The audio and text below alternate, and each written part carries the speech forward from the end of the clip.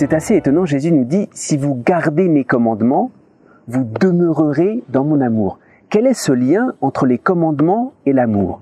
On a la tentation de dire « Mais garder des commandements, c'est jamais assez pour vraiment demeurer dans l'amour ». Par exemple, le fils aîné de la parabole de l'enfant prodigue, il a toujours gardé les commandements, il n'est pas entré dans l'amour. Alors, on a la tentation de dire à Jésus, mais si vous gardez mes commandements, vous demeurerez dans mon amour. Mais non, garder les commandements, c'est pas assez. Dans l'amour, il y a toujours plus que les commandements.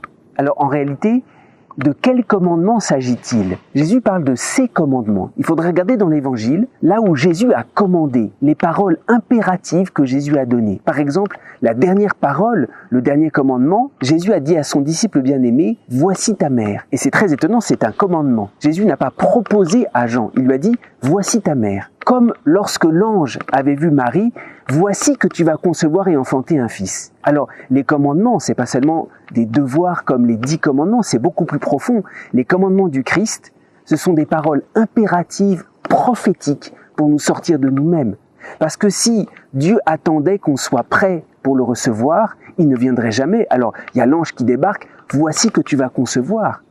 Lorsque Jésus dit « Si vous gardez mes commandements, vous demeurerez dans mon amour », ce ne sont pas n'importe quels commandements, ce sont les paroles impératives du Christ, les paroles prophétiques qui nous sortent de nous-mêmes. Alors oui, pour entrer, pour demeurer dans l'amour de Jésus lui-même, ça commence toujours par ces paroles divines, prophétiques, impératives. « Voici ta mère, suis-moi ». C'est des paroles qui nous arrachent à nous-mêmes. C'est comme cela que nous gardons premièrement l'amour de Jésus.